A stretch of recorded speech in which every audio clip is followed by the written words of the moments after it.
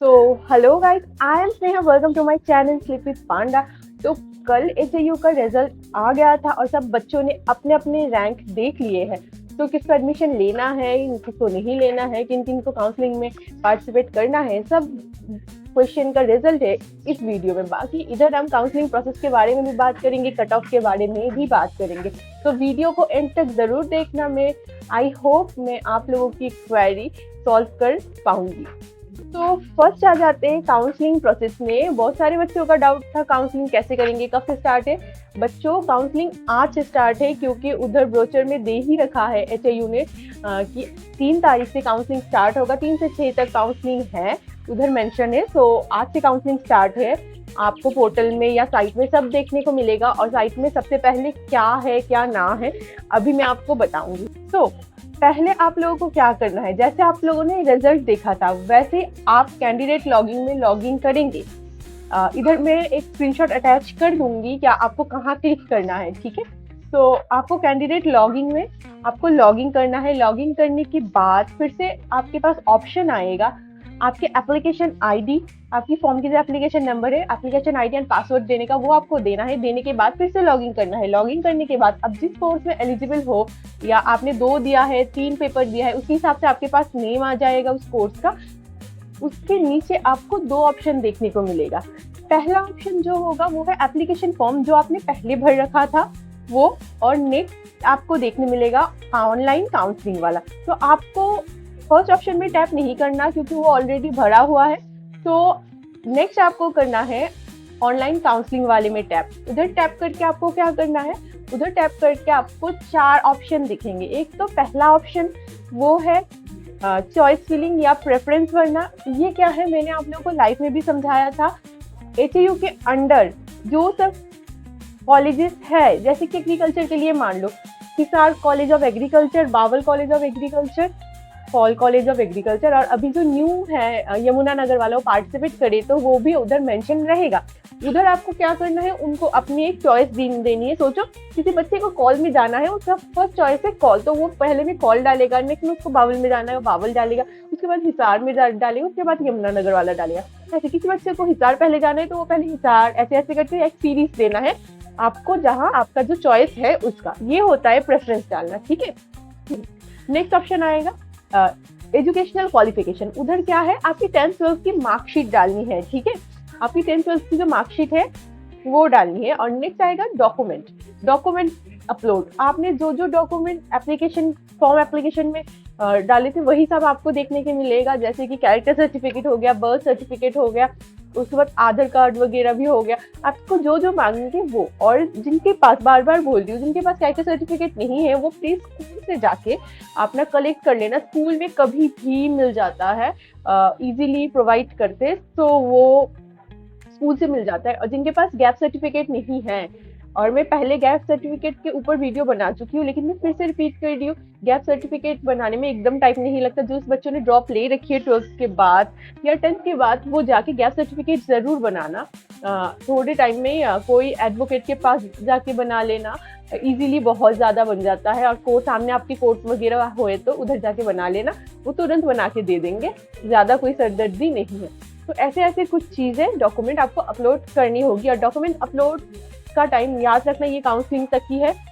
3 से लेके 6 इसके अंदर आपको डॉक्यूमेंट अपलोड करनी है। जो नहीं है जल्दी जल्दी बना के उसमें अपलोड करो। और नेक्स्ट आ जाता है फीस पेमेंट का। फीस पेमेंट का हमें क्या करना है, उधर एक काउंसलिंग के लिए वो मिनिमल सी फी चार्ज करेंगे, वो आपको पेमेंट करनी है। और बाकी आपसे कुछ बैंक की डिटेल्स मांगेंगे, वो फिल कर देना, वो आगे के काम के लिए वो मांगते हैं, ठीक है। तो इसमें स्कैम वगैरह नहीं होगा, सो पूरा गारंटी है। सो डाल देना, जो जो मांगने करके ओके कर देना। अब नेक्स्ट प्रोसेस क्या है, अब बच्चे पूछते हैं तो अब तो काउंसलिंग हो गया। अब बहुत सारे बच्चों के क्वेश्चन है, अब हमें कैसे पता चलेगा, हमें जाना है काउंसलिंग करवाने। आपके पास मैसेज आता है आपके जीमेल या आपके नॉर्मल मैसेज में, मोस्ट प्रॉब्ली जीमेल में ही आता है कि आपको फिजिकल काउंसलिंग में जाना है। जिनके पास आ जाएगा वो अपने डॉक्यूमेंट्स लेके, सब कुछ जो जो रिक्वायर्ड है वो सब लेके आपको फिजिकल काउंसलिंग करवाने चले जाना है। और फिजिकल काउंसलिंग में याद रखना, वेन्यू वगैरह ब्रोचर में दे रखा है। जैसे हर कॉलेज की कमेटी रूम में आपकी फिजिकल काउंसलिंग होगी, ये ध्यान रखना, ठीक है। ये रहेगा पूरा काउंसलिंग प्रोसेस। आई होप मैंने आप लोगों की जो सब डाउट है वो सब क्लियर कर पाई। तो अब आ जाते हैं किन सब बच्चों को करवाना चाहिए काउंसलिंग। तो मेरे हिसाब से जो जो सब बच्चे क्वालिफाइंग मार्क्स लेके आए, मतलब 50% अबव लेके आए, प्लीज प्लीज प्लीज वो सब कर लेना काउंसलिंग। क्योंकि मैंने कल के लाइफ में भी बोला था, मेरा खुद का एक्सपीरियंस है कि कभी होप नहीं रहता कि इतने नंबर में कुछ मिलेगा, लेकिन कभी भी कुछ ना कुछ होके कभी कभी हमारी लक फैक्टर भी करती है, तो तभी भी हमें कॉलेज वगैरह मिल जाती है। सो जो 50 नंबर से अबव है सब काउंसलिंग करवा लेना, क्या पता आपको सीट मिल जाए एक ना एक।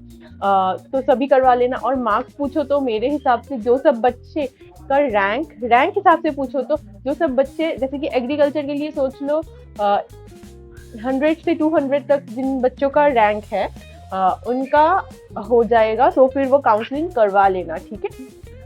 और अभी बात कर लेते हैं थोड़े कट ऑफ के बारे में।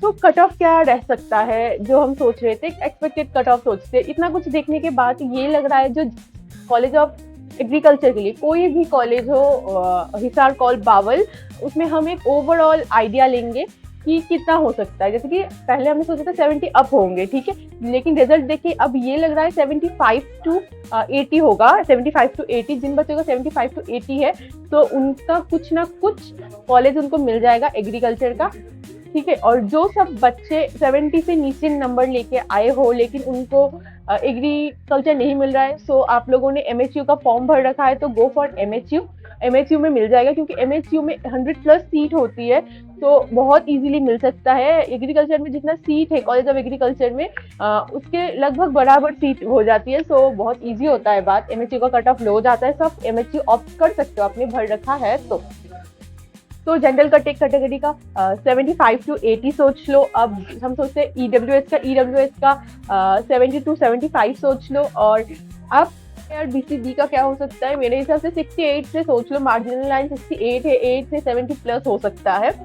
और बाकी SC ST स्टूडेंट जो है, जो SC और डिप्यूट SC है, उनके लिए मेरे हिसाब से 65 प्लस नंबर चाहिए। SC का तो 65 प्लस और डिप्यूट SC 60 प्लस नंबर चाहिए, ठीक है। तो मेरे हिसाब से ये होगा, और बाकी देखते हैं आगे हमारे एक्सपेक्टेशन से मैच कर पाता है या नहीं कर पाता है। ये एकदम अच्छे से ध्यान रखना, आपकी कैटेगरी रैंक 1 से लेके 10 या 15 तक हो रही है तो आपको 100% काउंसलिंग करवानी है एग्रीकल्चर के लिए, क्योंकि 15 क्या एग्रीकल्चर में सोच लो 1 से लेके आपकी 25-30 रैंक हो कैटेगरी रैंक, तो भी आप काउंसलिंग करवा लेना, आपके कॉलेज मिलने के 100% चांसेस बनते हैं, तो करवा लेना, ठीक है। और तो अब आ जाते हैं कम्युनिटी साइंस में। कम्युनिटी साइंस का कट ऑफ कितना रहेगा, मेरे हिसाब से 50 प्लस बच्चे जितने रहेंगे उनको सबको काउंसलिंग करवा लेना चाहिए, क्योंकि कम्युनिटी साइंस में भर भर की सीटें, 90 प्लस सीटें हैं कम्युनिटी साइंस में। तो फिर जिनके 50 प्लस नंबर आए हैं, कैटेगरी रैंक कुछ भी आए, तो 50 प्लस आ गए आपके, तो फिर आपको काउंसलिंग करवा लेना है, ओके। अब आ जाते हैं हम ABM में। ABM का कट ऑफ एग्रीकल्चर से 2-3 नंबर कम जाएगा, तो आप सोच लो क्या हो सकता है ABM में, ठीक है। और बाकी फिशरीज का हम सोच लेते हैं 65 टू 70 तक हो सकता है। और बाकी एग्रीकल्चर इंजीनियरिंग की अभी बात नहीं करेंगे, उसकी अलग प्रोसेस है। तो अभी हम बात करेंगे लाइफ साइंस फिजिकल साइंस का। उसमें कुछ 25-25 सीटें हैं, और 25-25 सीट में देख लो सीट के हिसाब से आपकी कैटेगरी रैंक 1 से 10 है, तो फिर आप काउंसलिंग करवा लेना ज़रूर। और जिनकी जनरल रैंक 1 से 50 के अंदर आ रहा है तो वो भी करवा लेना, आपकी लक सही रहे तो आ जाएगा। और अभी जाते हैं बायोटेक्नोलॉजी में। बायोटेक्नोलॉजी में बहुत ज़्यादा कम सीट है, बहुत ही कम सीट है, तो फिर मेरे हिसाब से 1 से 25 के अंदर जिनका रैंक है वही करवा लेना। और ठीक है, कैटेगरी रैंक वही 1 से 10 के अंदर हुए तो ज़रूर करवा लेना। ओवरऑल हम बात करें तो आपको 100 से 350 तक जिनका रैंक आ जाएगा वो प्लीज़ काउंसलिंग करवा लेना। काउंसलिंग करवाने में कोई खराबी नहीं है, क्या पता आपकी लक अच्छा काम कर जाए और आपको कॉलेज मिल जाए। तो best of luck student. I hope मैंने आपकी क्वेरी का आंसर कर दिया होगा इस वीडियो के माध्यम से।